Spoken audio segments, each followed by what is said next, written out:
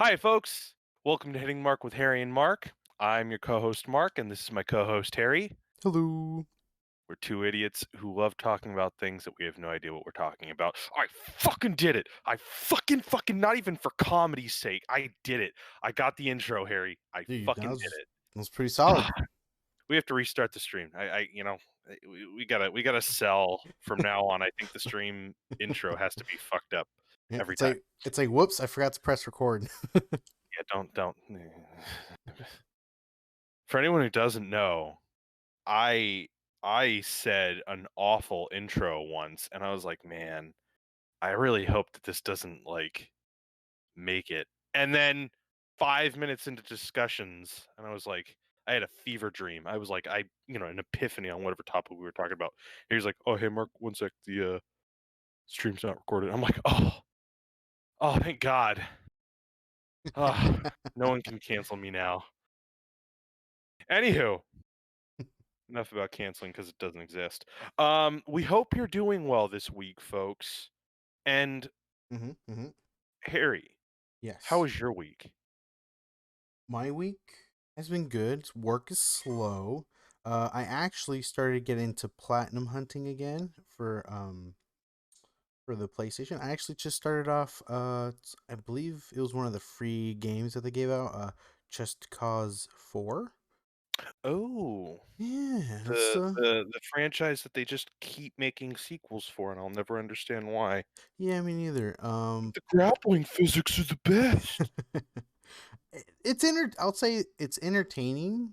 But once I get the platinum, I'm never gonna play it again.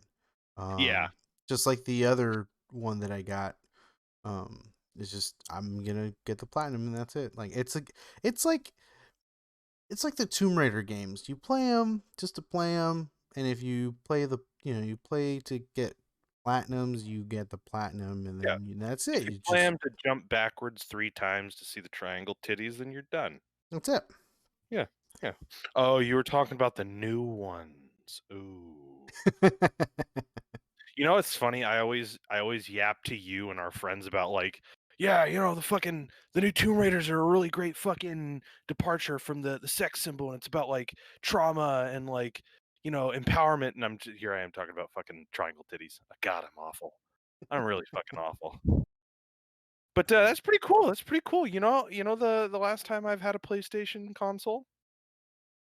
Um, I'm sure you still own it, but don't play it. But Nope. Don't know. PS3? No, Oh, no. don't know none. No, none. None. Whoa. Guess what? Guess when I'm gonna get one? Probably never. No, no.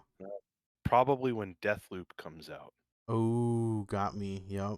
Okay. Oh my god, Bear, you have no idea. So, Frank Grillo hmm in the MCU is Crossbones, right? The MCU, like, dime villain to Captain America. Okay. Yeah. So, you remember, Winter Soldier in Civil War, he's the guy who works for Sword not Sword, I'm sorry, Hydra, and, he's a strike agent, and then he comes back Mhm. in Civil War, and he's got, like, the armor on, he's got burnt face, and fucking Wanda throws him up in the air and kills him. Yes. He's like this big, like, foreign action film, like, propaganda dude, Hmm.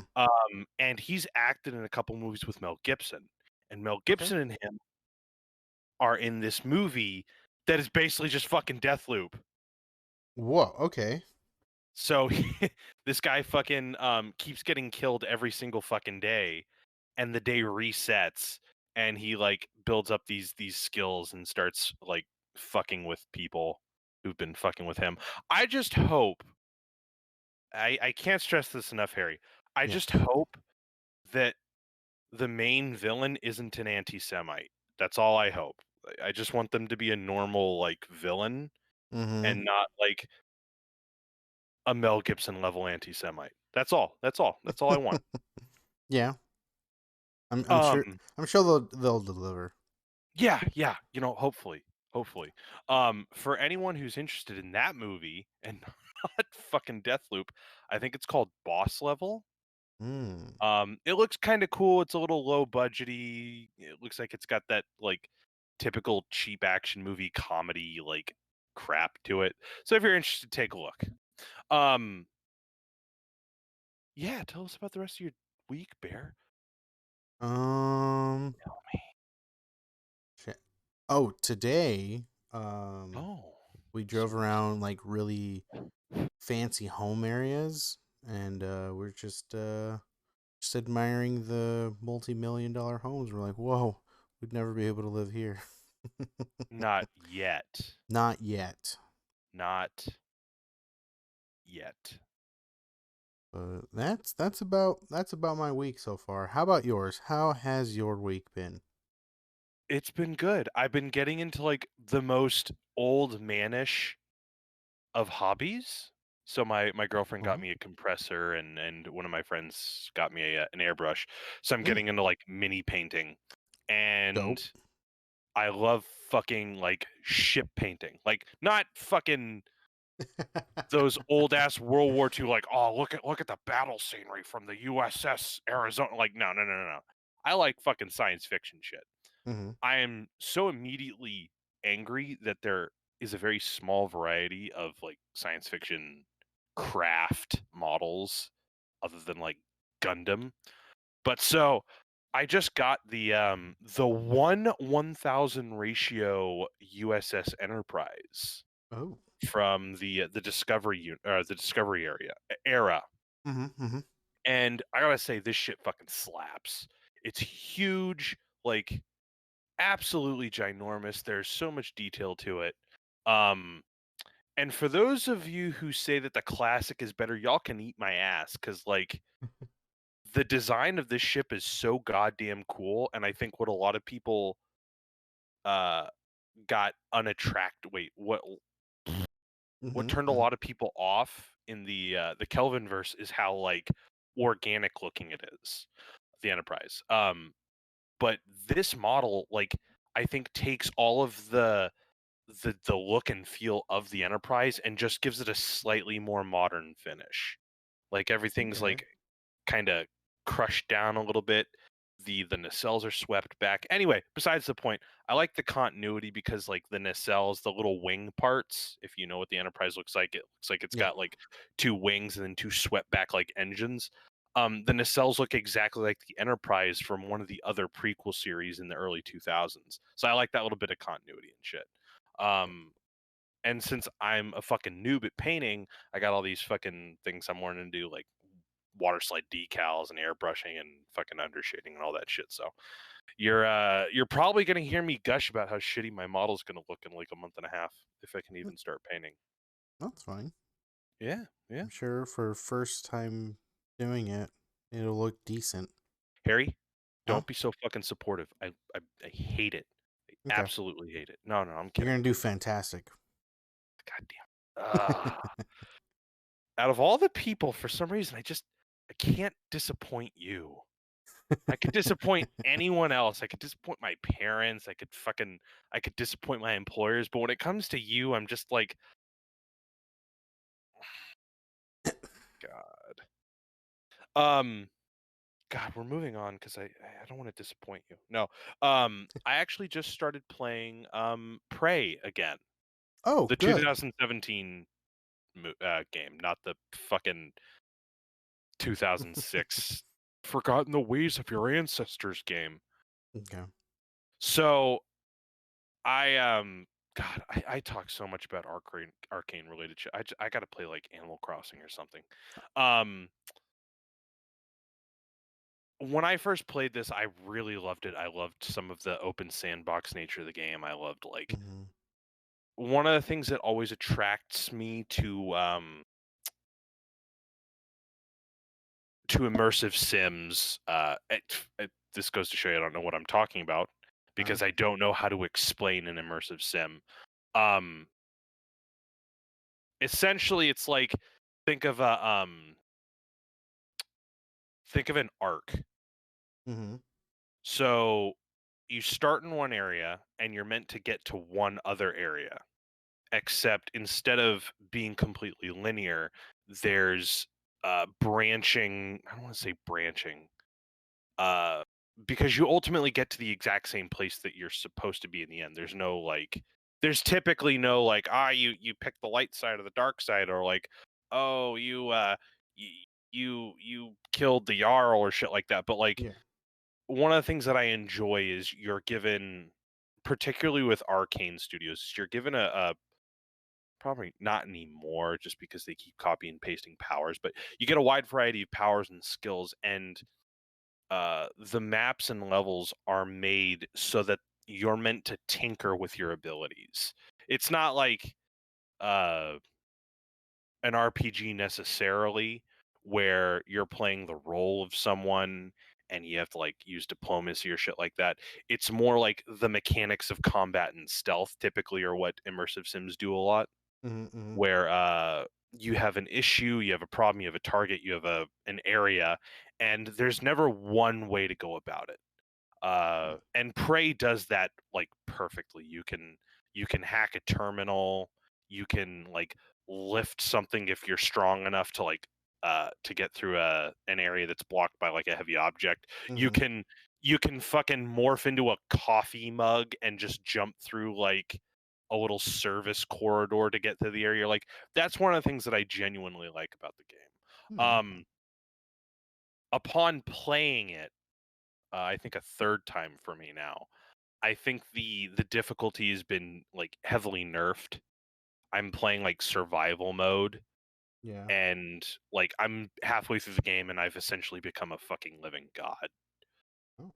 Oh. Which is a little disappointing in my opinion, because I feel like what hurts a lot of immersive sims is the inability sometimes to create more difficulty the higher levels that you play. Okay. But I don't think there's like any obvious or clear way that you could fix that, uh just from a game development standpoint. Mm. Another thing that I've noticed is the closer I get to the game, I realize how short it is. um Despite some of like the padding with side quests, uh picking up items and all this other bullshit, it's a very short game and the ending feels very rushed. Mm. And it kind of does the story a little bit of disservice.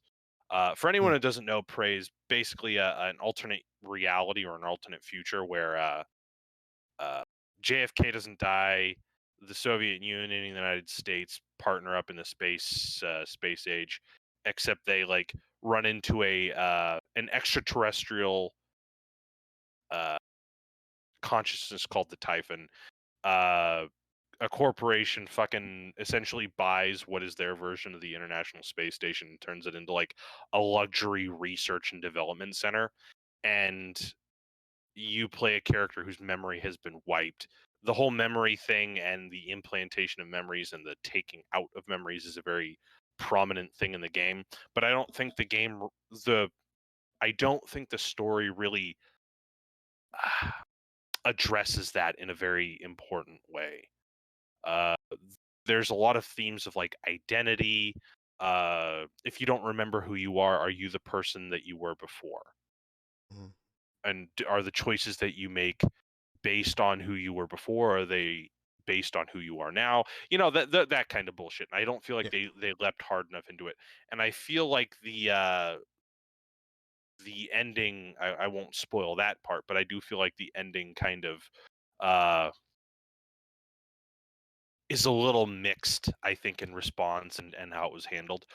On the other hand, where I think Prey the game failed, I think Prey Moon Crash uh succeeded. For anyone who doesn't fucking know what Prey Moon Crash is, it's Prey but as a roguelike. For anyone who doesn't know what a roguelike is, it essentially means every time you boot up your game and start it right the fuck over, it's completely random.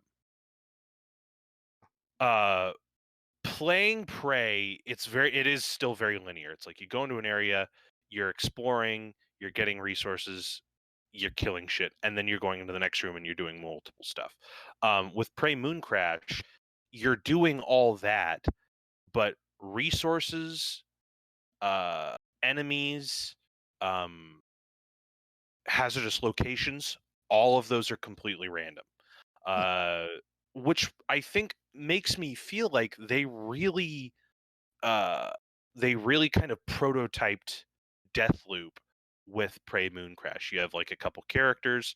There's no you lose or there's no do you want to start over. You start with these characters and you're meant to kind of uh, retrace their stories, and you have to get all five of them or five or six of them uh, to escape pods in the same run through. Similarly to Deathloop, where you have to kill these 8 characters in a single Mm-hmm. day, which I think is really great too. Because, like I said, it's a roguelike. You start out with a random weapon. The only thing that you have that's a constant are your spaghetti, your specific character's attributes, which I think is really good because it gives you a very familiar sense of how to work this character. Okay. Yeah. Anyway, Yeah. that was long-winded. We're gonna go to something slightly grim. Uh, in the Mm. past week, there have been I almost said school shootings. There have been 2 mass shootings. One appears to have been, how do you put it? Race related. Another one was supposedly by some kind of fundamental extremist. I don't know. Um, I I don't want to be the hearts and prayers guy, but we just want to point out that there is an extreme divide in perspectives between these 2 shootings. They're both awful.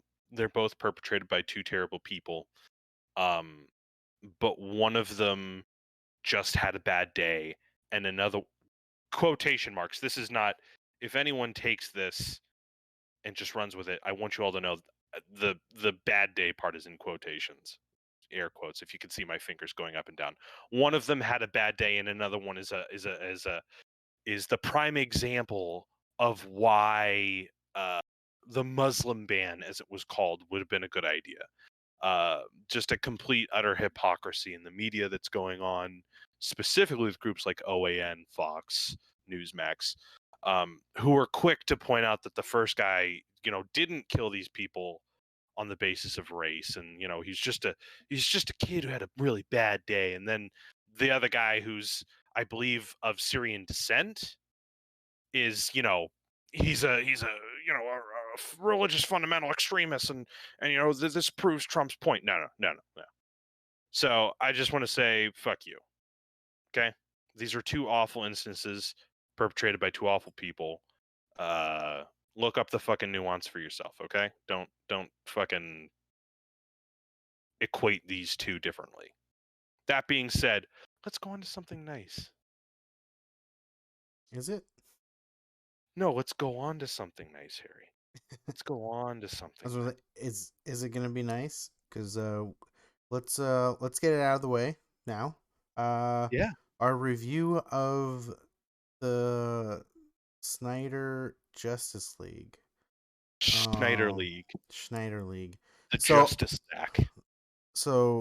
fair warning. I have not seen the original Justice League, so I'm going in with just watching this movie. You, Mark, have seen the original, so you have something to compare it to.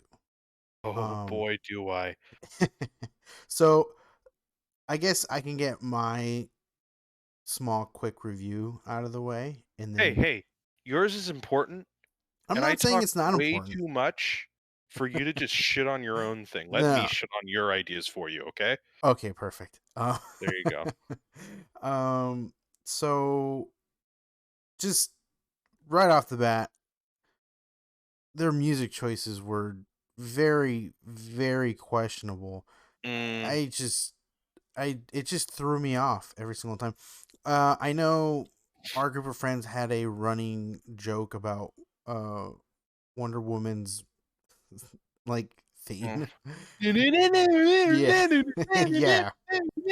Um, that was just thrown just for I don't get why they have to just constantly be throwing it out there every time Wonder Woman's No, on screen. it's not her. That's not her theme. Well, Oh, she's got a new one.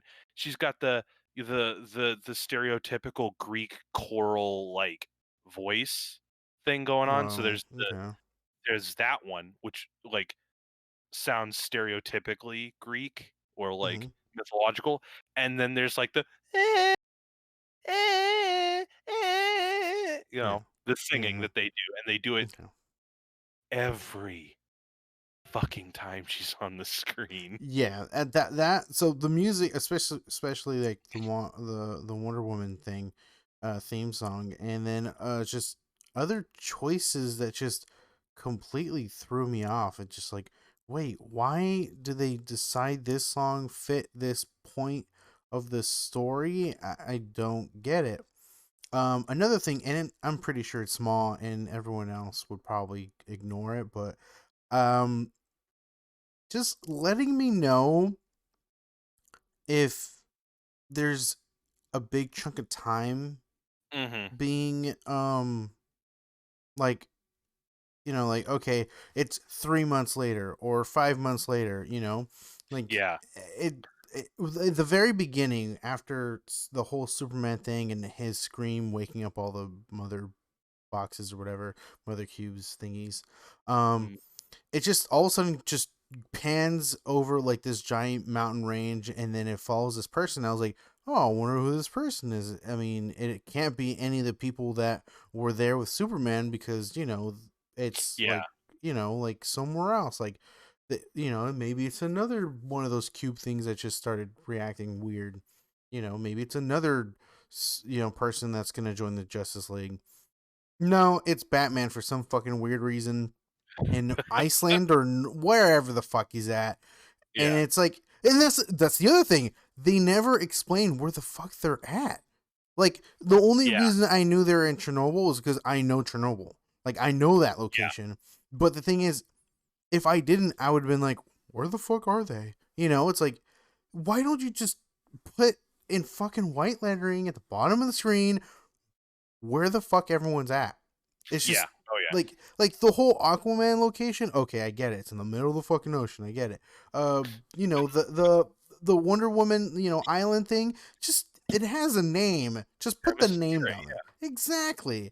But, like, it's they don't do, like, the only time like they do it without saying anything is like central Central Central City. Central City, because they show the sign that when you go into the city. Okay, for Yeah. sure.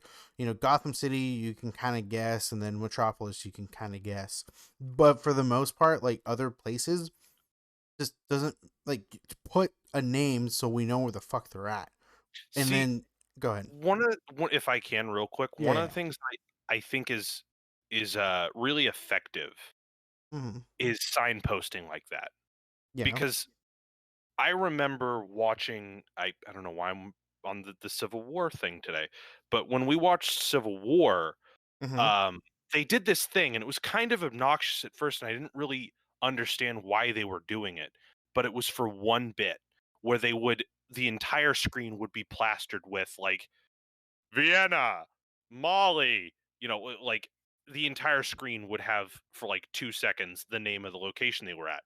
Yeah. And one of the reasons that device worked was because you finally get to Spider-Man, and you don't Yeah. know that it's Spider-Man until you don't even know that, like, he's introducing Spider-Man. The only reason you know is because you know where Spider-Man is from, and you know that Spider-Man is from fucking Queens. So Yeah.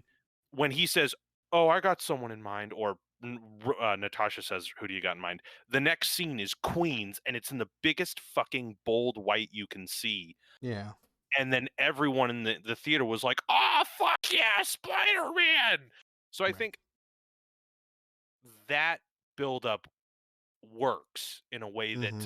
that, like, just showing Themyscira wouldn't, because it's like you have to assume that someone's seen Wonder Woman, and like Mm-hmm. Themyscira wasn't shown in Batman versus Superman and all that shit too. So I don't know. Yeah. I just feel like two completely different forms of directing. I'm not dogging either of them, but I feel like one could have benefited from that. Like, oh, cool, we're building up like who we're going to see Yeah. with the revealing imagery and all that. So go ahead. I'm sorry. So those are probably the two biggest pet peeves of mine. Because one, I'm not a screenwriter. Two, I'm not a critic when it comes to movies. So like those are the things that are gonna bother me the most. you Mhm. know, um, like overall movie, I'll say the first half, obviously they have to set things up, was kind of slow Mm, for myself. Towards the end, it started picking up, and I was getting a little more entertained. But definitely the first half, the first three parts of the movie. It's so funny that they had to do it in parts. Jesus. Uh, but the first three parts were kind of like, again, I understand that they had to set up, the ending of the movie, or the climax. And yeah, it delivered. I say it delivered. I was entertained, and I personally would probably give it a like 7 out of 10, just Okay. because And again, this is someone who doesn't really watch DC films. This is someone who knows a lot of the lore, Right. comic book wise. Um, not everything, obviously. Not like, obviously the major characters of uh, who they showed on screen, except for Cyborg. I don't really. This is the first time I've actually done or seen anything with Cyborg other than Teen Titans. Oh Um, yeah. um, but obviously Flash, Wonder Woman, Superman, and Batman. It's like Aquaman. I mean, I don't know how much lore there is behind him. So I'll throw him in the cyborg pile where it's like Okay. I don't really know much about Aquaman other than he can do water stuff.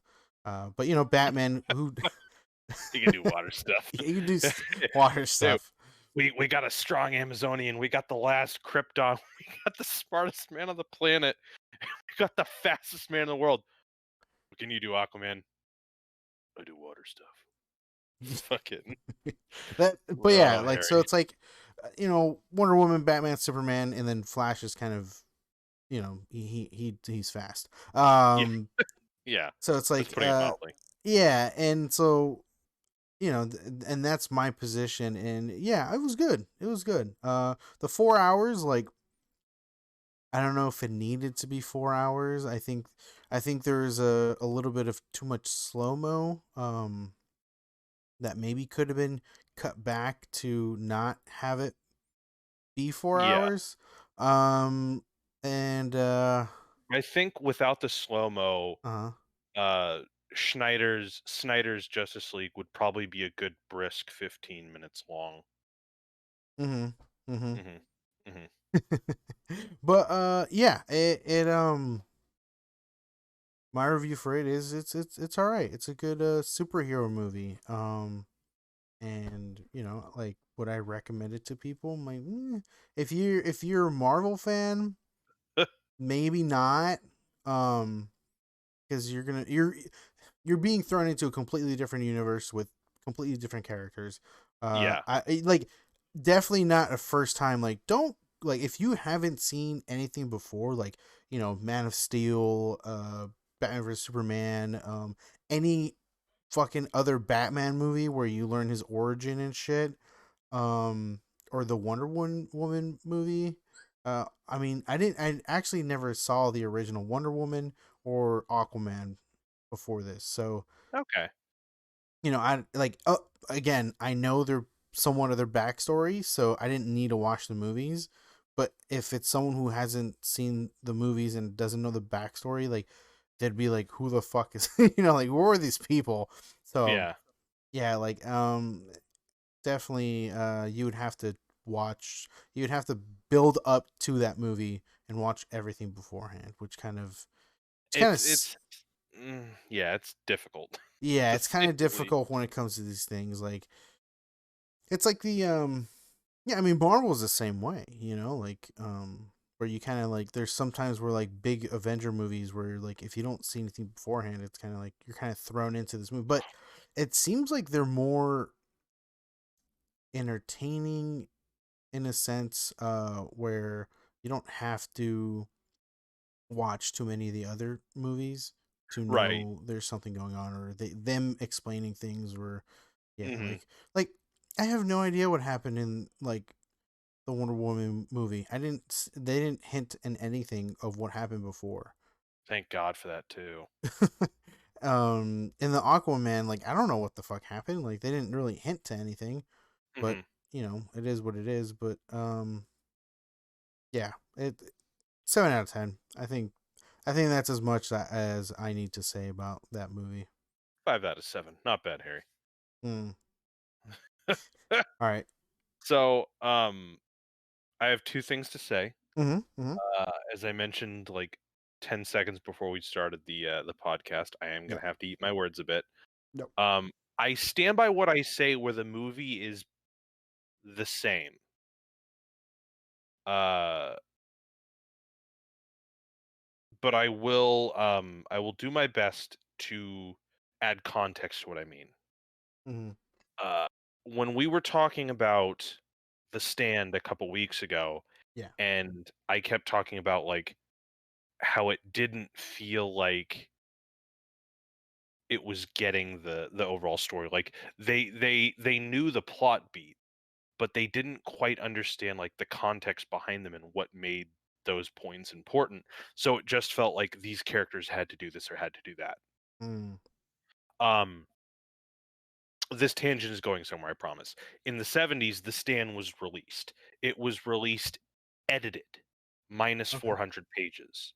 And in the 90s, Stephen King, the writer of The Stand, Yeah. re-released The Stand with his additional 400 pages, which essentially like provide the nuance necessary uh for the book. Okay. Uh and in the preface or the prologue, he essentially discusses why he did it. And in it he discusses the tale of Hansel and Gretel, and at Mm-hmm. the end of it, because he purposefully just like reduces the story of Hansel and Gretel to just like the plot points, and he says, "I don't know about you, but that story is a loser. It's like a Cadillac with the paint stripped down and the chrome sucked off. It gets somewhere, but it ain't, boss." Mm-hmm. So I think the Justice League is I'm probably doing it the edited version of The Stand a disservice by making this comparison. But the Justice League is essentially The Stand from the 70s in this point of view, and Mm. the Schneider cut is the 90s re-released version. Okay. Um, all of the plot points make no sense in Justice League. So I'll make a Mm-hmm. distinction. Justice League is the Justice League, whatever, and then this I'll just say the Snyder cut. Mm-hmm. Um, character motivations make no sense. Um, oh god, the heartbreak of losing Superman is gone the moment they make one of those dreadful fucking jokes. Um, Mm-hmm. and nothing feels cohesive. Everything feels kind of sloppy. And I kind of was worried about the Snyder cut because I was worried what exactly was Snyder's and what exactly was Whedon's, and I was actually pleasantly surprised to realize that like most of the stuff that I actually really enjoyed about the Justice League was Snyder's. Mm. Um, every character gets an overhaul. I think you keep hearing this a lot, and I just because people keep saying it doesn't make it not true. I think Cyborg got fucking shafted in the original Justice League. Mm. Um, they provide him with so much fucking pathos and heart and it he's the most dramatic part of the, and I mean that in a good way, not like, Queen. Um, he's the most dramatic part of the movie, and you really get a feel for who he is and why he does what he does and what he wants to do in this movie that you didn't get in the Justice League. Um, Diana's still kind of the same. She doesn't get much change. I think honestly, the second disservice they do in terms of character, I'm actually gonna just pull this right out of my ass. Hmm. Um, personally, I think they fucked Aquaman in the Justice Oh, League too. Um, in the Justice League, he's just like this asshole. He's just this like he's just a dick. Like he's yeah. just an Aqua Bro. He's not even Aquaman. He's just Aqua Bro. And Mm-hmm. there's a genuinely powerful moment I think when he's talking with Flash and they're talking about Victor Cyborg, and he says, we're Yeah. asking. I'm paraphrasing, but he says, we're asking a kid who just lost his father to go into war, and Flash says, I thought you didn't care, Right. and Arthur Curry just says, I never said that, and just walks away, and he's still the badass, the bad boy of Right. the group, but there is a nuance that isn't there in the previous movies. Uh, I heard a really good quote. Batman and Superman are not on the screen as much Hmm. and are therefore not on the screen long enough to make themselves look like idiots, which is Hmm. fair.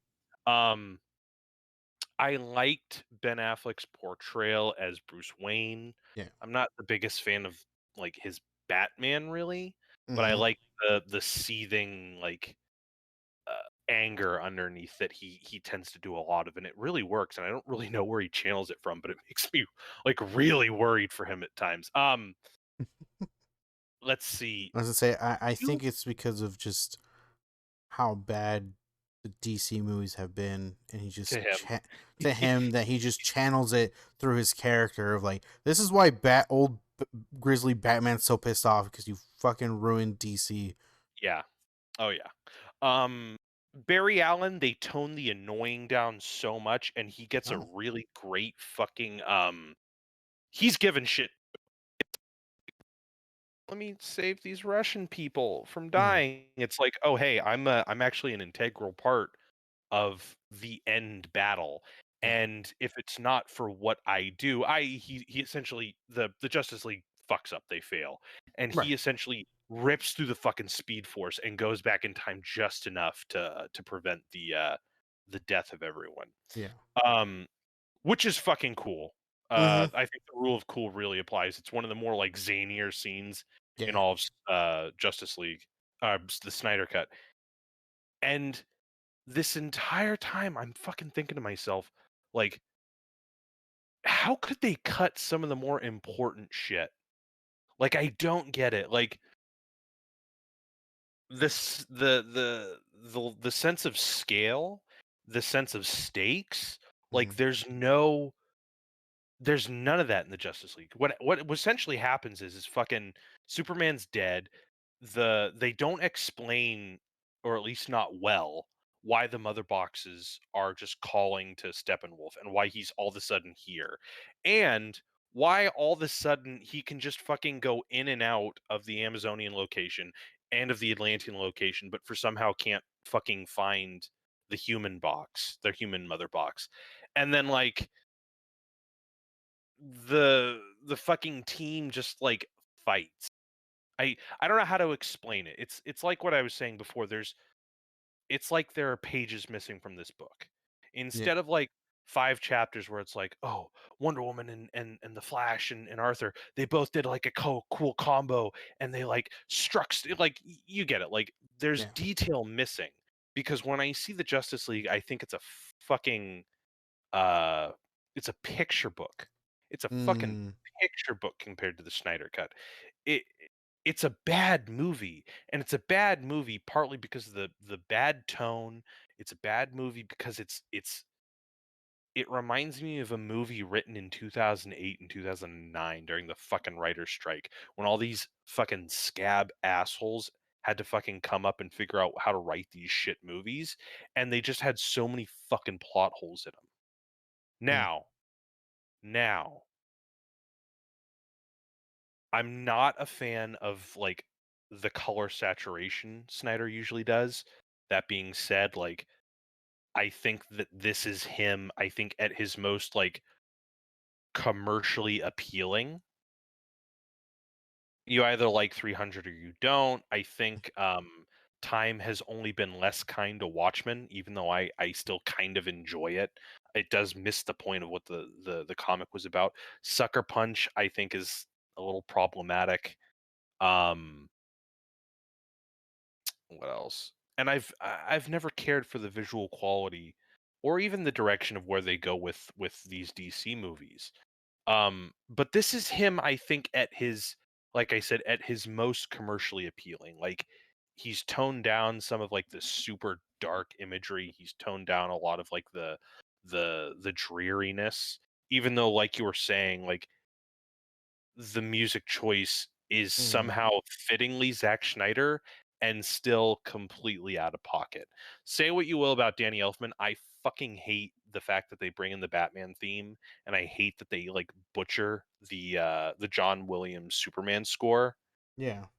But the one good bit to that is the Beatles cover, Come Together. I Oh actually yeah. think that one works because I agree with you completely about the score. What I noticed, the first thing I fucking noticed was when they're going to, I think it's Stryker Island, and there's one scene, there's one fucking scene where they're just walking up like stairs.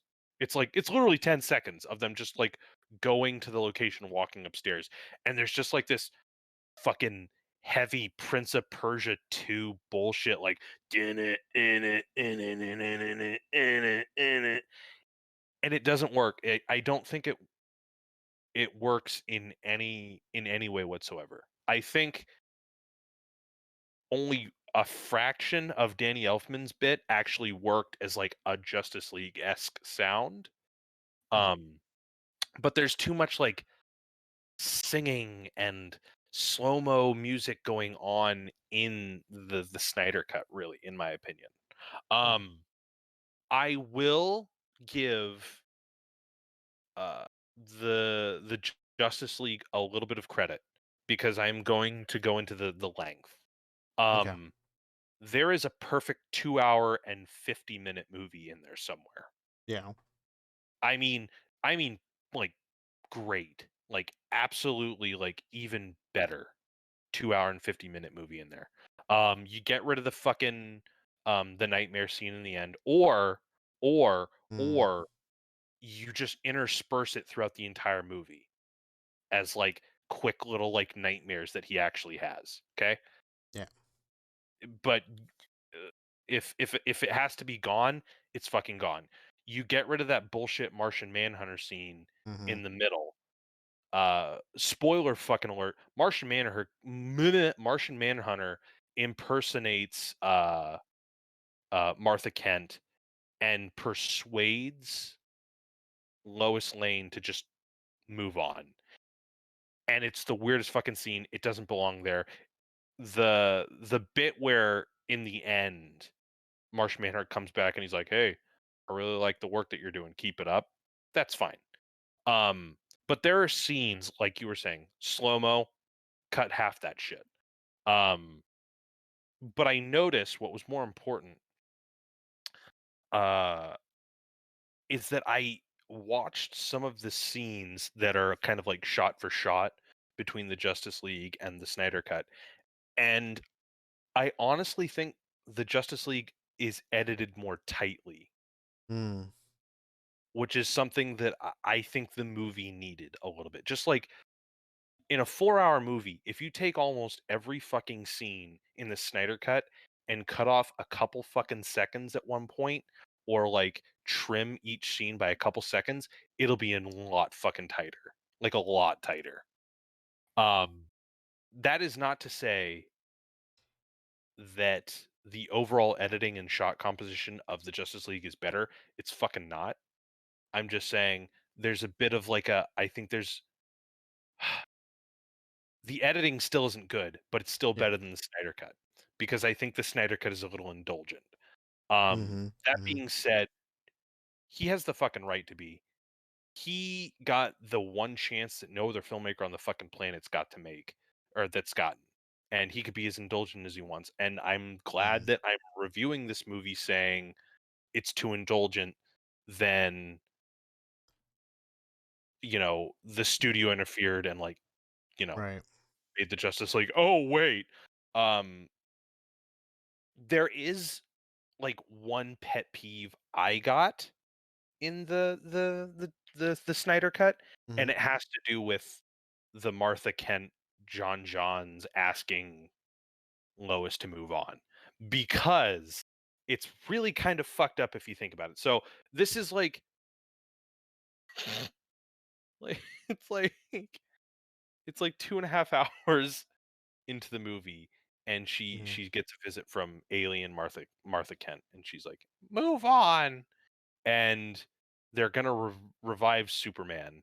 And as they're doing that, Lois essentially goes to the monument to essentially like visit it one last time to move on. And then Superman comes back and it's like, "Oh, I'm so in love with you. Let's stay married." And it felt a little, I don't know, unnerving that like the only reason Superman gets his fucking memory back and the only reason fucking Superman doesn't just murder Batman is because Lois is like essentially moving past her grief Mhm. and then meets him at the end of it when she's willing to like let him go. I don't know. I just thought that was like emotionally manipulative in the filmmaking. I'm not trying to say it was Mhm. intentional. Like they needed a reason for her to be there um by chance and they But had set up. Oh, go ahead. but remember the cop says you never miss a day. She goes Yeah. there every day. So what's the difference whether uh Martian Manhunter visits her or not? Exactly. Egg fucking exactly. It makes no fucking sense and it ruins the surprise. If you're watching the movie and you're like, "Oh, fucking Martian Manhunter turned into fucking Martha Kent to imply that Lois Lane has ever been important in this franchise." That's not digging on the character. That's digging on the writers not knowing what to fucking do with Lois Lane. By Yeah. the way, you fuckers. Mhm. Um, and then he comes back again and he's like, "Oh, hey, I'm John, or you can call me," looks into the camera, "Martian Manhunter." That makes no fucking sense, by the way. Martian Manhunter is the name that is given to him because he's a detective in like the 30s, back when the term is like manhunter. He should have just been Right. like, "My name's John Johns. John Johns." Yeah. Um Steppenwolf is cool. They fucking butchered him in the Justice League movie. Yeah. Karen Hines was the first actor, the guy who voices Steppenwolf, to be like, "Yeah, that's not the work I fucking did. That's not Mm. any of it. Like, this is bullshit." He's the guy who essentially like created some of the initial hype for the release of the Snyder cut hashtagging. Um, I'm gonna be honest, everyone's fucking like shitting gold bricks with him and Darkseid, but I don't necessarily think just because they give him again a little more motivation that he's all that impressive of a villain. Yeah. Like I appreciate that he's a little more vulnerable. I appreciate that they give him a little more like, "Oh, uh, yes, and then I can come back." That's fine. But altogether, he's still like a big, colorless, one-dimensional bad guy. I don't care Yeah. what say all you fucking want. Say I'm an idiot just because whatever, but just because they give him some like extra umph in his story does not make him like a fully fleshed out character. Right. Um one of the other things as we were talking about with Spider-Man that I think I enjoyed a little more with in Infinity War is a sense of stakes. Hmm. So like oh yeah, the Kryptonian is dead and his death rattle, awoke in the mother boxes, but it's like there were literally thousands of years before fucking Clark Kent landed on the planet when the mother boxes could have been released. So fucking whatever. Um, but when all three mother boxes are assembled, you should immediately be like, "Oh fuck, we lost."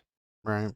It shouldn't be like, "Oh fuck, what's going on?" And then you see the villain and you're like, "Oh, hold on, I just got to stick my phone in the charger and then we'll destroy the planet." Like, I hate that. Yeah. I absolutely hate that. What I love about Infinity War, what makes the ending of that movie such a gut punch is because the moment, well, not the exact moment, but you get the point. The Yeah. moment he gets the last fucking stone, he fucking wins. Yep. There's no, "Oh yeah, to, you know, time to assemble everyone one last time for some like arbitrary charging up." Like, imagine how bad it would be if, like, if instead of Thor at the last minute, like, boasting and, him snapping and that happens, like, Thanos is just sitting there and then fucking Thor lands behind him and he's like, "Ah, I've been waiting for you. Now that I have all of the fucking Infinity Stones, I can finally enact my plan." And then they fight, and it's like, "Dude, Right. you you had the stones."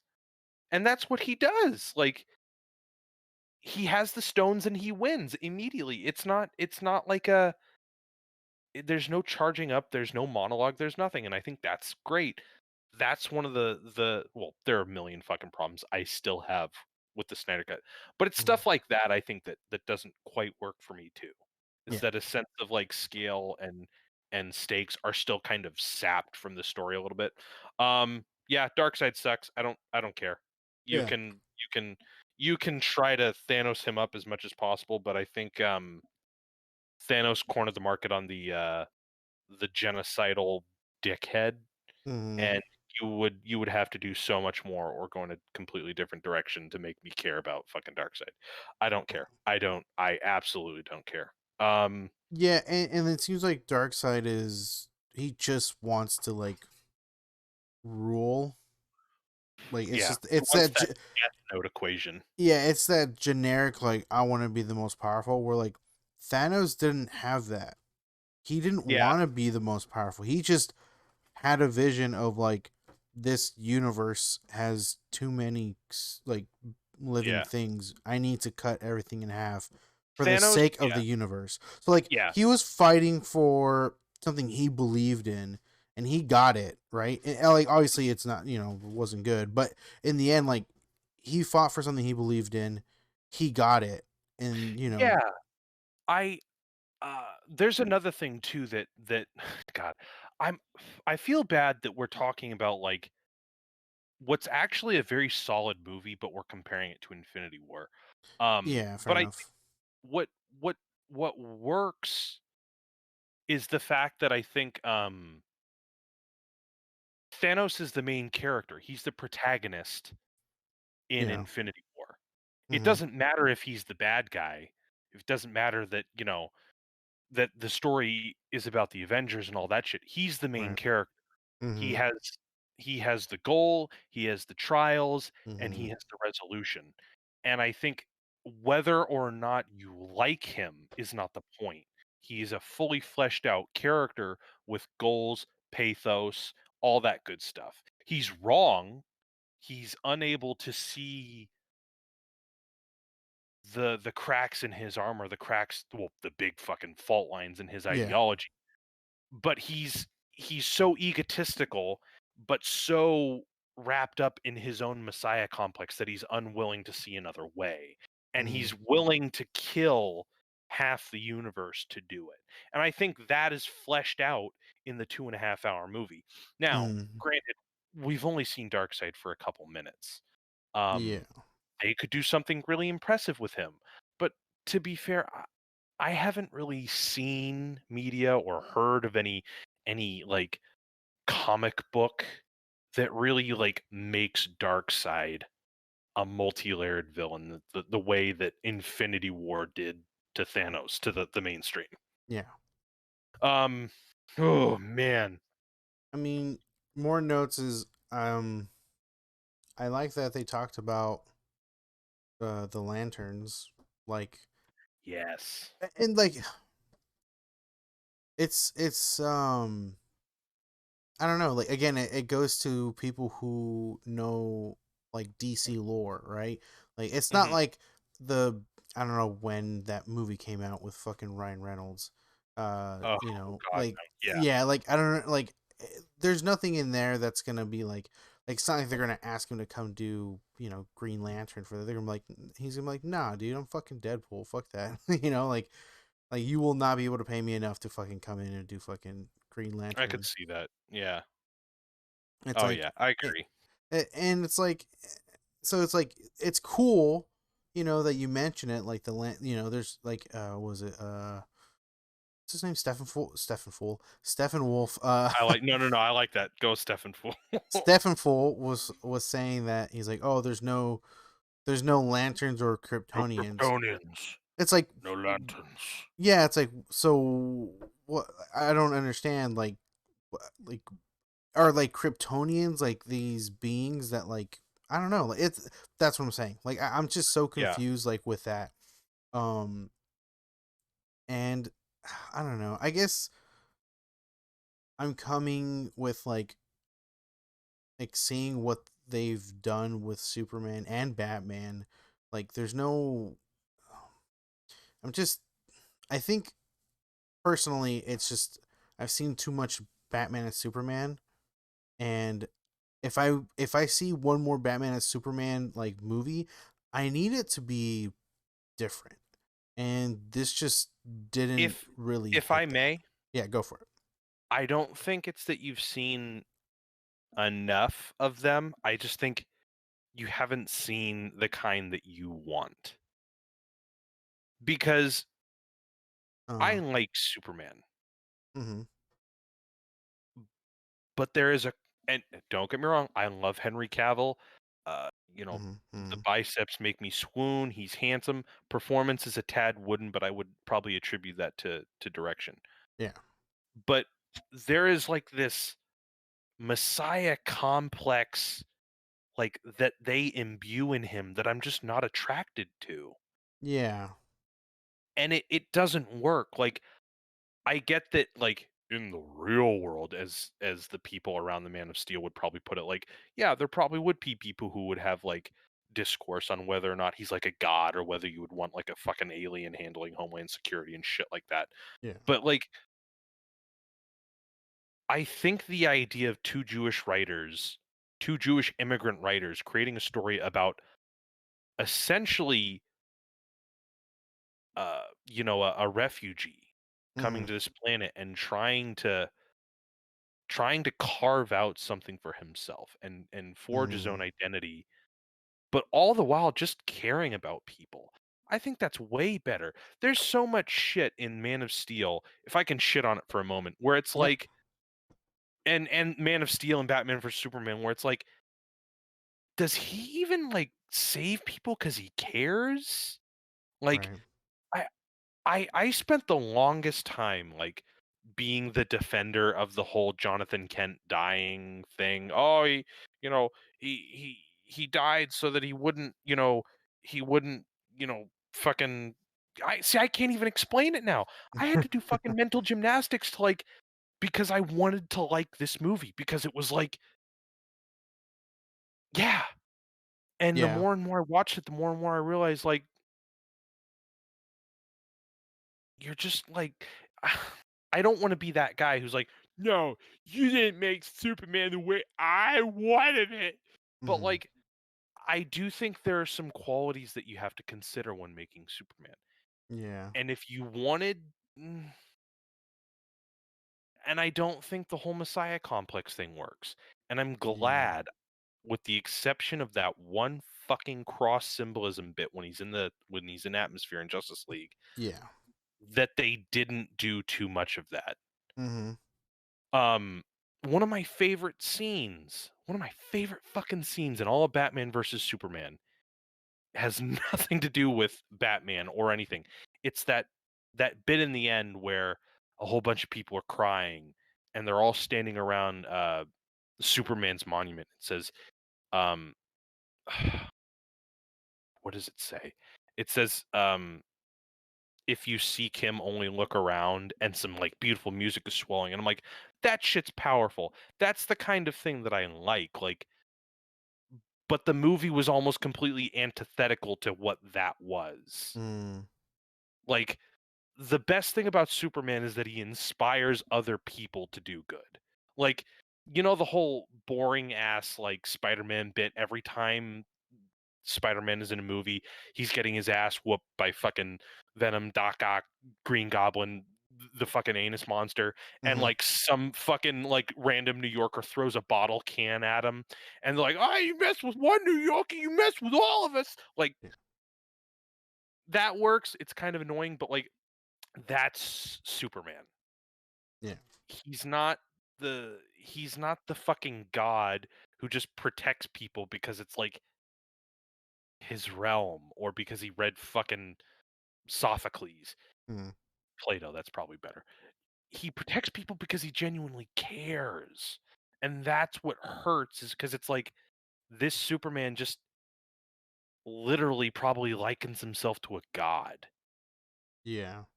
And that just I don't know, it just makes me eh. It just doesn't make me care about him. Like, Yeah. say what you will about fucking Captain America, but like Chris Evans sells the guy who like genuinely cares about like honesty, decency, integrity. Like say what you will about the whole Boy Scout bullshit where it's like, "Oh, he's boring because he's like, oh god, he's Captain America." But like what works is that he literally cares about these things. Yeah. And his grappling with his identity versus, oh, well, do I want to be this superhero who does the right thing? What is the right thing? Like, oh, Mm-hmm. no, no, no. Like, that's what's powerful, Yep. I think. I don't know if I'm talking up my own ass, but it's like, I think that's one of the things that kind of drove me away from Superman and that kind of thing. Yeah. And what sometimes drives me away from Batman too, because I Yeah. I'm more than willing to watch like this character who's essentially kind of killing himself very, very, very slowly and very, very fucking methodically with billions of dollars. Mm. But I don't quite like the whole bat branding, uh, you know, sadist murdering shitloads of people kind of thing. Like, I understand the whole madness kind of brewing underneath. I understand like the pain and the sorrow of wanting to make sure that people don't like die the way his parents died. But there's a quality that I think people are associating with Batman that and Superman that aren't quite there. Yeah. So, yeah. Oh man, I'm out of breath. That's what I get for being fat and talking too much about shit I don't know about. All right. Well, let's talk about more stuff that we don't know about. Oh fuck we yeah. we were just talking about Marvel. Um. Let's talk about God. the new show. Was it Falcon and Winter Soldier? Welkin and Finter Shoulder. Oh, is it N or with? No, wait. Yeah, Whatever. the Falcon with Winter Soldier. Yeah. So that show. I I liked it. Like as Mhm. episode 1, I actually did like it. It's definitely different than what WandaVision threw us, and I'm glad. I'm glad it's different because if it was similar, it would just to me it would seem like just kind of like a cookie cutter kind of thing where it's like this is how the show should be. Like this is how Mhm. every episode should be, and it's cool that they had War Machine in episode 1. Like Yeah, Rhodey. I yeah, completely he's agree. there like hanging out, and um yeah, like and it kind of it just showed like because the thing is, yes, Falcon is a superhero and whatnot, but like without his suit and whatnot, he's just a normal human being, just like War Machine, Mhm. like Rhodey. He's a normal human being without his suit. Like these people go through normal things. Like before all that, they didn't really do much, you know, and Right. like they had lives and stuff, and yeah, like they went off and did superhero stuff, but now that that's all over, it's like shit. Now we got to deal with normal human things. It's like it's just the reality. Like I think they were how they were talking about how like oh didn't Tony Stark pay for everything, and he's kind of like Yeah, we're well not we're not talking about that part. yeah, it's like it's kind of like sure, like I'm sure when he was alive, and I'm sure when everything was happening, like yeah, he's like when Falcon is at the Avengers headquarters and everything's paid for. Like Yeah. of course, but like when you go off with your family and do your thing, like he's not gonna pay for your family stuff and all this other stuff. Like Mhm. you know what I mean? Like Mhm. you have your own things to take care of. Like Tony Stark's not gonna like take care of everyone's families. Agreed. Yeah. So Yeah. it's like, No, I yeah, I completely agree with that. yeah, I really liked that they brought that to the table. It's like, well, like this is happening. Like this is reality right here. It's like, yes, it goes back to that whole like these series seem to be like the background stuff that's happening that isn't in the main movies. It's like I love that. Uh-huh. I love that they're Yeah. continuing that. Oh, I Um completely agree. and obviously like what I forgot what his name is, Winter Soldier. Bucky. Bucky. Yeah. Thank you.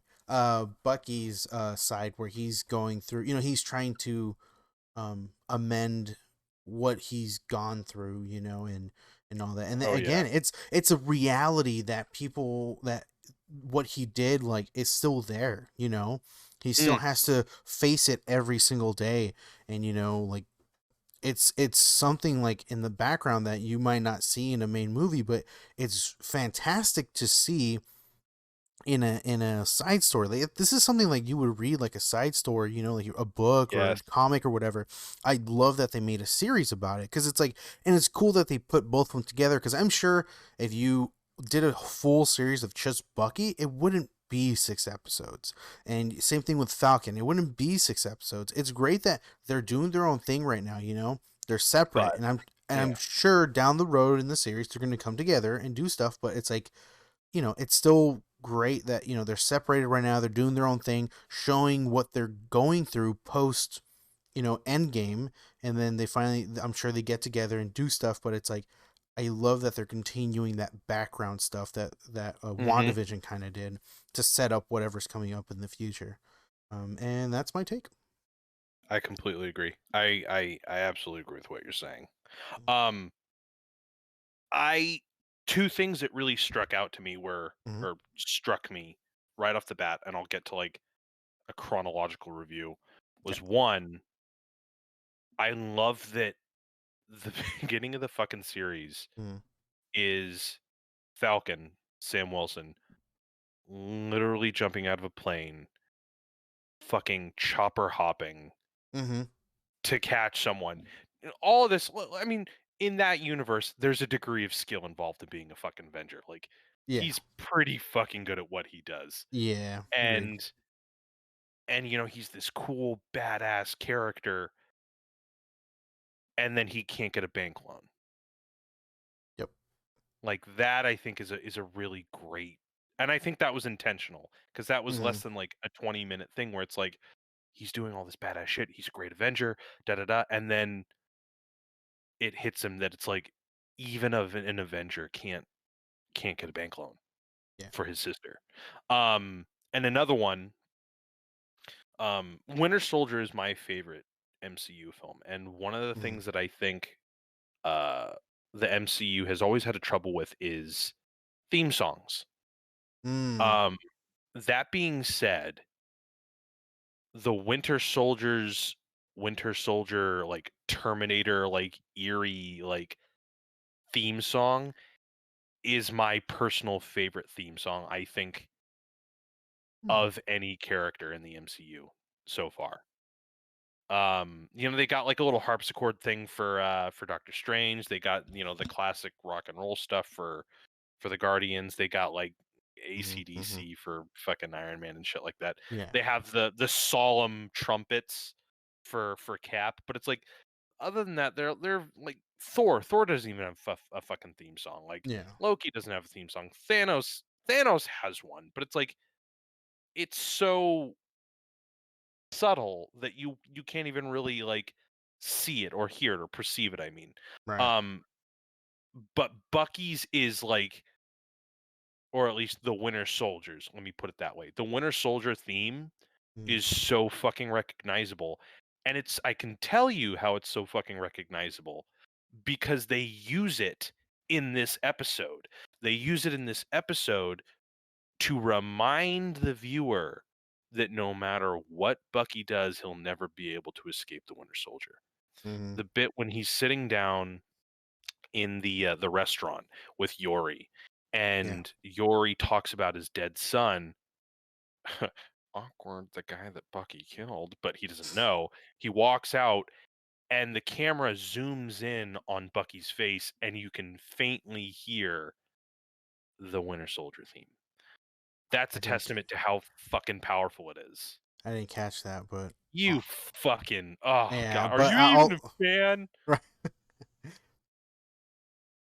But But I'll look into it again. good. I'm gonna fucking hold you to it. Good. Long story short, uh, jokes aside, Sam Wilson is trying to carve out an identity for himself post Captain America. He has, despite the offer, relinquished the shield of Captain America to the Smithsonian. Um, and has tasked parentheses parentheses the second Falcon, i.e., the first Hispanic and Latino superhero in the MCU now, Torres, to track down a what I can assume would probably be like a liberal movie parallel for like anarchists called the Mm-hmm. Flag Smashers. Um, to track them down, he heads back to Louisiana to be with his family. His family's having some money issues, and they can't get a loan. Bucky uh, is recovering from his tenure as the Winter Soldier, which is finally put into context, I think, for viewers that since 1940, he's just been frozen and unfrozen, frozen and unfrozen for brief periods of time to fucking wreck people's day and then just rinse and repeat, rinse and repeat. And he hasn't been able to like catch his breath until Wakanda. And he's been doing this for decades, almost a fucking 100 years. Um, and I think that's something that we've been told, yada yada. But I think hearing it from him and seeing the fallout from that from him Mm-hmm. is something entirely different. Um, he is residing in New York and has made friends with the father of one of the Winter Soldier victims. Uh, this guy, as his father said, was simply caught in the wrong place in the wrong time. This happened when the Winter Soldier was out taking out a target, and this guy's son was just there, and Winter Soldier killed him because of witness reasons. That's a powerful setup. That's a very powerful setup. The idea of him trying to make amends, becoming this guy's friend, and not really knowing how to provide this guy with both like closure and pain at the same time. Because this guy, Yori Nakajima, I think his name is this 90-year-old, 80-year-old guy. He's on his own. He doesn't know that Bucky is the Winter Soldier, and on top of that, he doesn't know that the Winter Soldier killed his son, and they're just friends. And he doesn't really know, I think, how to tell him this because one, he wants to spare him the pain, and two, it's a little selfish, but he's trying to make amends for all the things that he was forced to do. Um, at the end of it, it seems that the United States government had something different to say about Sam turning in the shield and has replaced Steve Rogers, or more appropriately, has replaced Sam Wilson as Captain America. They replaced him, as the internet would call, with uh, a store brand Captain America. So very interesting setup. I want to see technically. I think there might be more promise to where Sam Wilson is coming from. But right off the gate, I think I like Bucky's a little more. Mhm. His story. But again, we're supposedly going to get Zemo. We're supposedly going to get a bunch of other characters. So this is just the tip of the iceberg. This is just the first part of the first act, getting to know these characters, where they are, what their headspaces are. The inciting incident hasn't even technically started yet. All we know, first of all, is that the Flag Smashers seem to be controlled by uh, some guy with superhuman powers.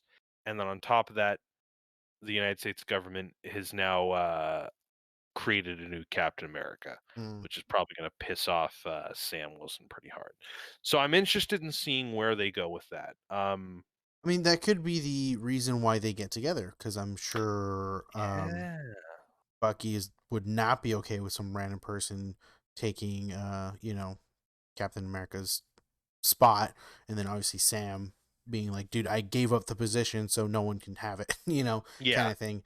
Um, there's only one Captain America, Um, so yeah, I mean, it's I see it as being the reason why they finally hook up and do whatever they're gonna be doing for the show. But Hmm. um, I think it was a great setup. Yeah. Oh, yeah. Yeah. Completely.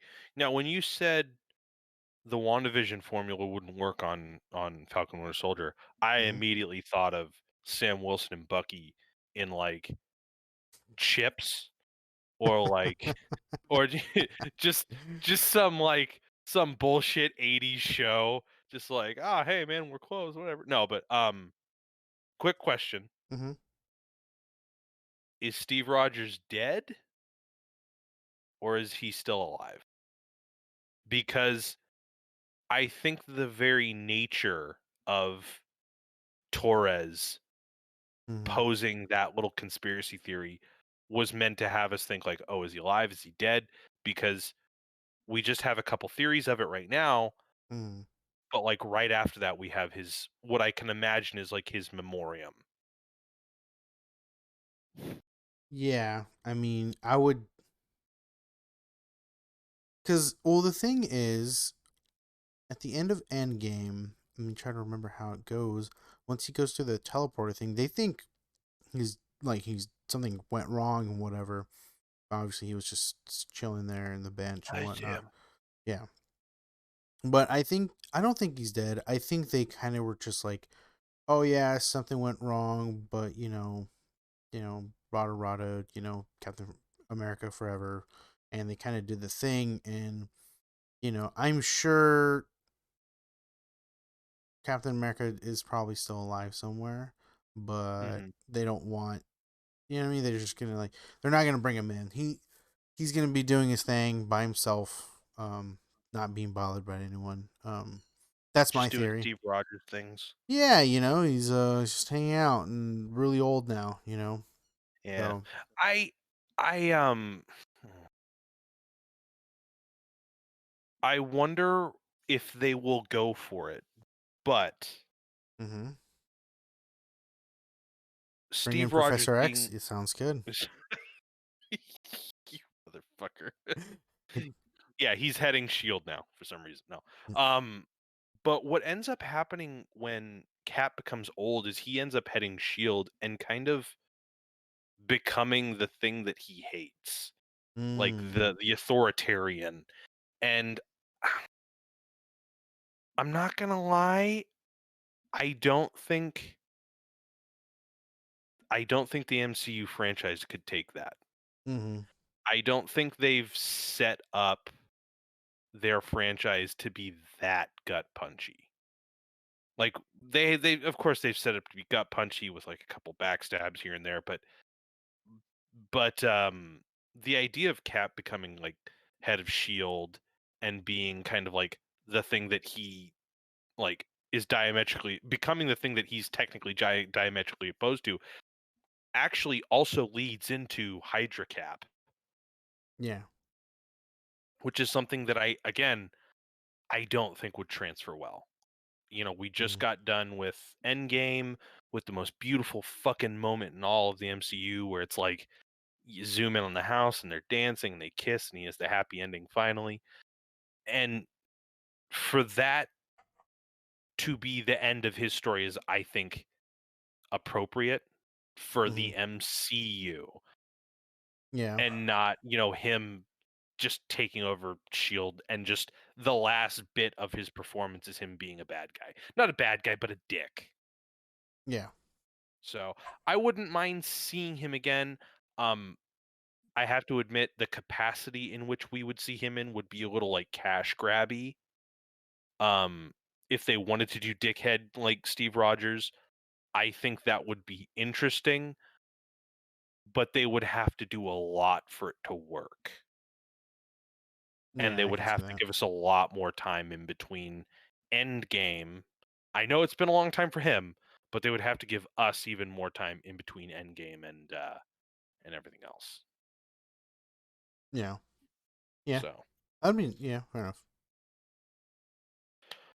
oh man, fucking comic book movies! I fucking swear to God, We got a new episode tonight coming out, so I probably won't watch it until Saturday, but you bitch ass. No, I'm just kidding. Um, I have a couple movies I wanted to recommend. throw 'em at me. Yeah. So, there are three movies. There are three horror films. They're all three of them fairly not diverse, but I think they're fairly varied horror films. The first one that I saw is called Come True. Uh, Cool. synopsis. Yeah, yeah. I think you would like Come True. I don't All know. right. I actually don't think I know what your tastes are other than Lord of the Rings. So I'd love to pick your brain on that. Come True is the story of a young girl who is who has frightening dreams. Uh, Mm. she goes to a like a sleep research thing, I don't know, to have her dreams monitored or Oh. to have like she does like a sleep survey, fucking I don't know, Mancini Sleep World thing, and yes, I don't know how to explain this movie. I really don't actually. It's actually kind of impressive that way. Um, this is I don't know how to describe it necessarily, but I know that it has a very like Los Angeles-y, like, film school vibe to it that I like. Mm. Um, uh, it uses some very impressive colors, like, not all the time, but I when I think of this movie, I think of Ridley Scott, Oh. and I think of vaguely. Okay. I'm not like, "Oh, this guy's a prodigy."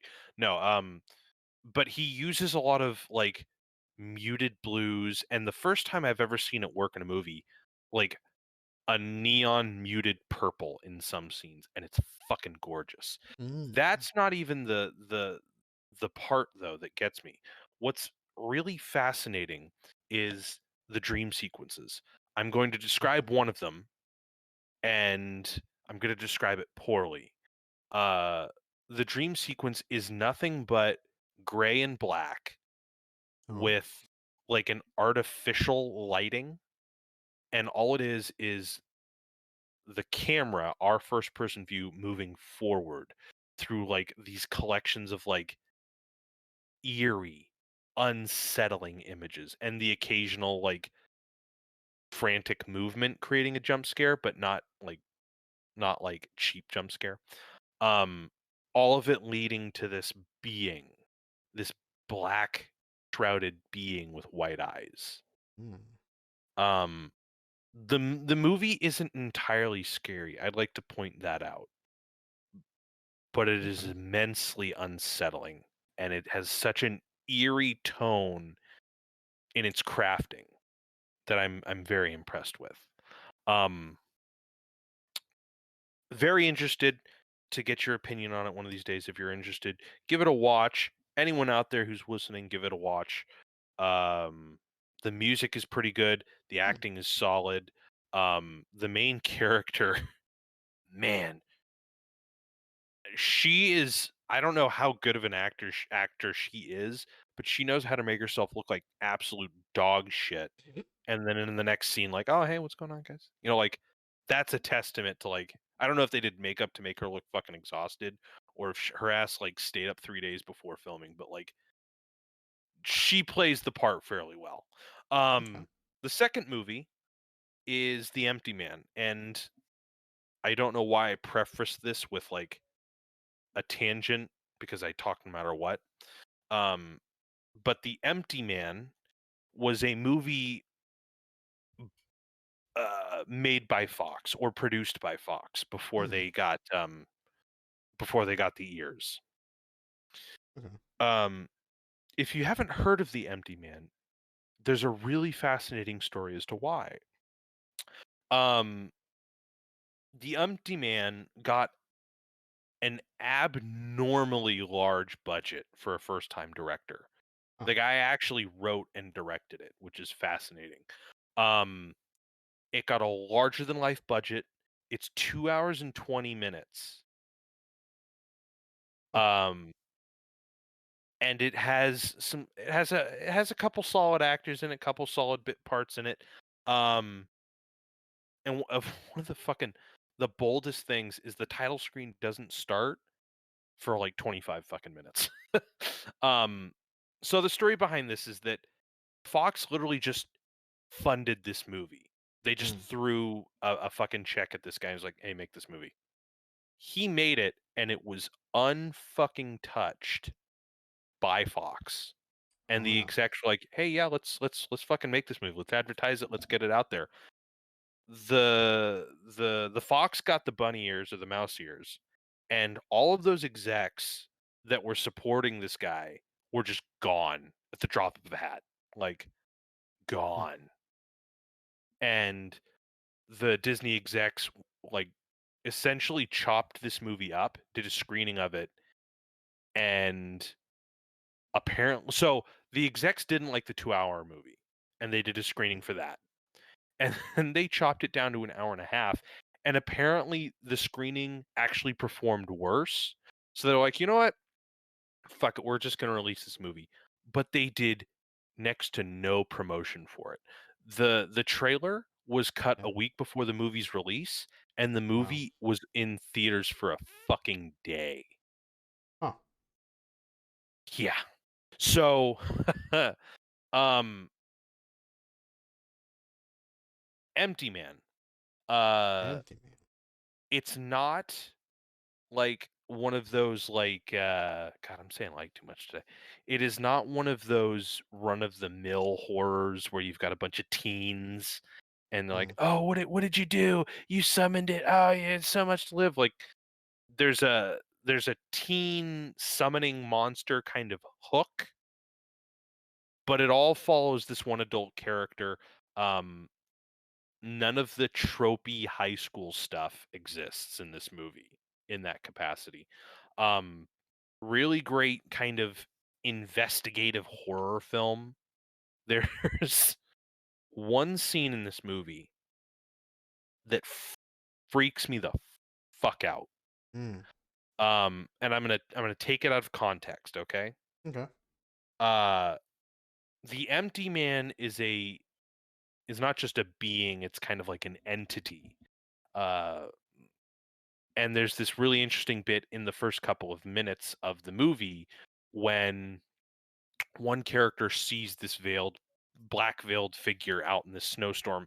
She walks towards it, and then it walks away from her as she's stepping towards it, right? Right.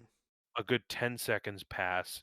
cameras on her, cameras on the thing, cameras on her, cameras on the thing, and then the camera um shows the feet of the creature, and one of them moves forward, and Mm. then one of her feet moves back. And it's this great, like, I'm impressed with how well this film is shot and how much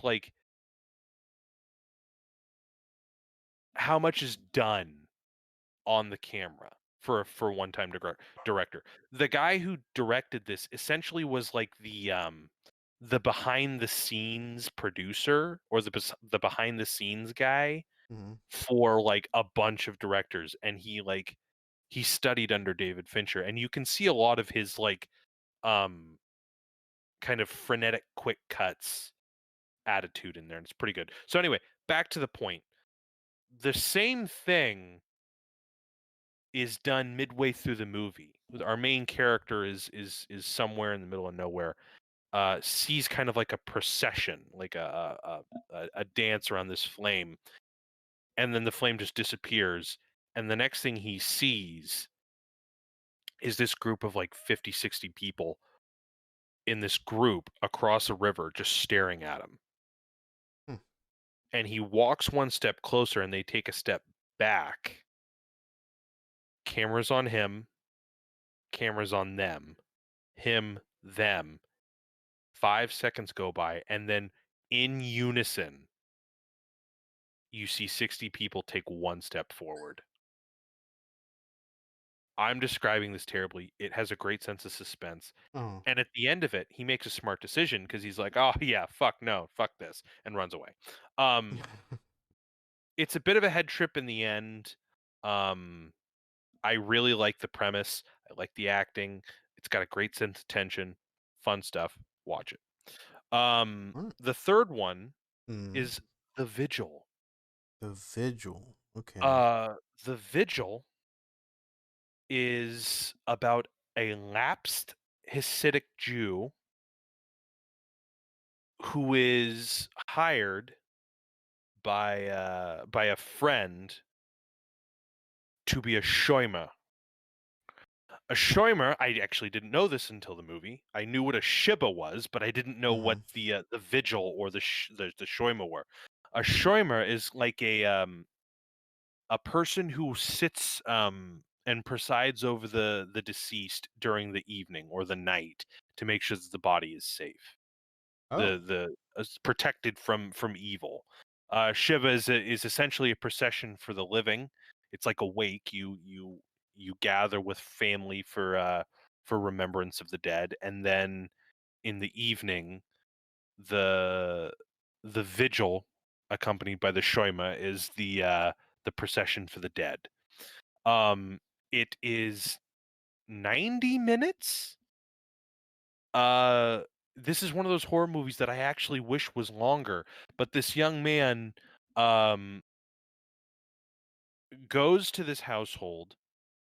Um, the only person inside the house is the Alzheimer's ridden wife of the deceased. Um, Okay. and you're only in one or two locations, the house. And the first 30 minutes of this movie, I don't know, maybe I'm a namby-pamby about it, but all of these movies, I think, uh, increasingly with each movie that I discuss, build up a very great sense of tension. He's in the house, and the moment the door closes and his friend is out, the woman is upstairs, just thudding every couple of minutes. And the character is he hears creaks, he sees shadows,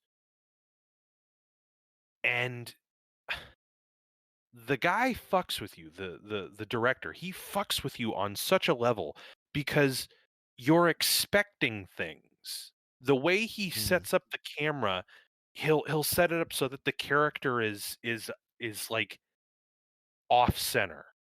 So you're expecting Okay. something like on his shoulder Mhm. or in another direction, and nothing will happen because it's a couple of these long takes that I think are Right. it's really smart because it preys off of our common understanding of how horror films work. Because if the camera's, just off center, then that means that there's room on the side for something to happen and you're expecting something to happen. Mm-hmm. Mm-hmm. And it happens once, Oh. and the rest of the movie you're anticipating it and your sense of anticipation is building and building and building. I think the overall monster or spirit or malevolent thing is a little underdeveloped, but I think the build up towards what's happening is immensely powerful. I think Mm, in terms of uh, consistent horror, I think this is the best. Come True is more of a suspense with these dreams. I'd say there are about 10 of them, which are like eerily frightening. Um, the Empty Man is again, it has some suspensey stuff to it, but a lot of it's like tone, theme, mood, and like uh content. But Vigil, I think, is the only one that is genuinely concerned with being a constant horror film, okay. with scaring people throughout the entire way.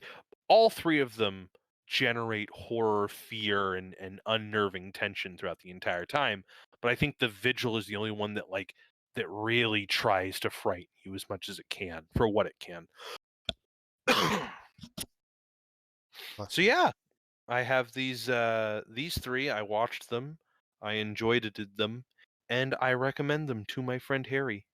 And I will find some time to check them out. I don't know how to feel about horror films.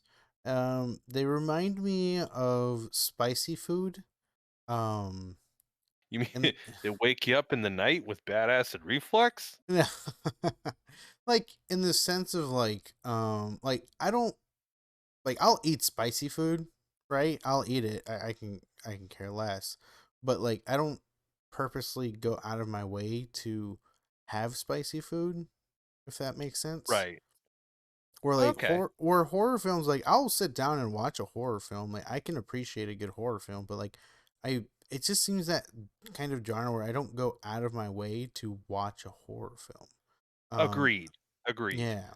Like I see. The thing is that it's what, 3/4 of the way through. Hopefully, 3/4 of the way through this pandemic, mhm, and I haven't really watched anything new because most of the time when I watch something new, it's in the theaters. So right. I It's committed true. to watching a couple of these movies. And I'm not a Mhm, horror guy either, particularly. Like yeah. if I see a good horror, I'll watch it.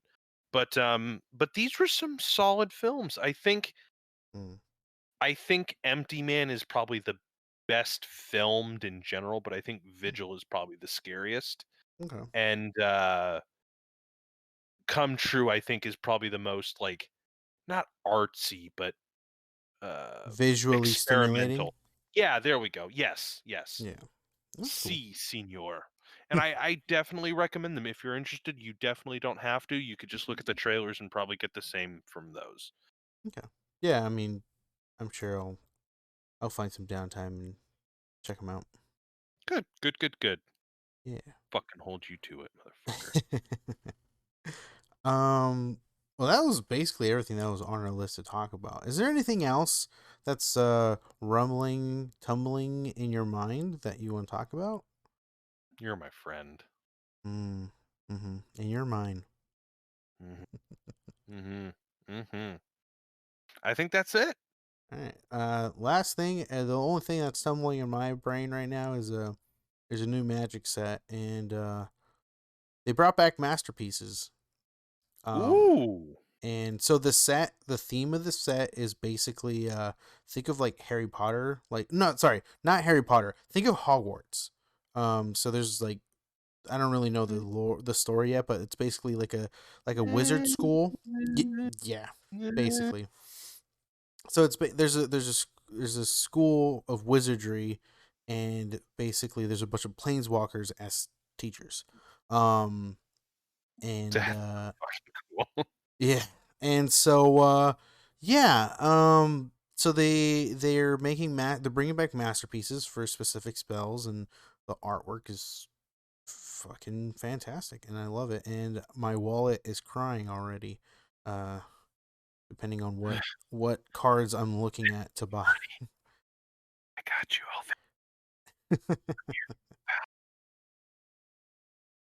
But yeah, Yeah. that's it. That's what's rumbling through my head. Way to tack that little like tiny grain of sand on the dirt beach that this shitty movie review episode. Right. Yeah, let's fucking rip these shows and movies apart. Yeah, fuck yeah, I got these movies to recommend. Fucking shootings. Oh, hey, the magic cards. Magic cards. Fucking. I am interested. I would love to see some of the masterpieces that you are mentioning to Sounds me. good. I'll throw some your way. Yeah. Good man, Bear. Hmm. Good bear man. All right, folks. You wanna call it here, Bear? Yeah. All right, folks. All right. Let's see if we can get this outro as smoothly as fuck. Let's see if we can do the outro as smoothly as we did the intro. All right, folks. If you want to watch these audio files, you can watch us on YouTube, Hitting the Mark with Harry and Mark. If you would like to catch us on Twitter, ratio us, tell us how stupid we are at capital H, capital T, capital M underscore podcast, HTM podcast. If you'd also like to check us out on our email, again, put in any input, tell us how shitty we are, any recommendations, you can hit us up on our email, hittingthemark2020@gmail.com. Again, this is Mark and my co-host Harry, and Yeah. we're two idiots who talk about things that only idiots would talk about. Hmm. Mm. All right, folks, we're signing off. We'll catch you next week, okay? Bye bye. Can't respond to me. Of course you can't. You just have to expect us to be back next week. Auf Wiedersehen, assholes.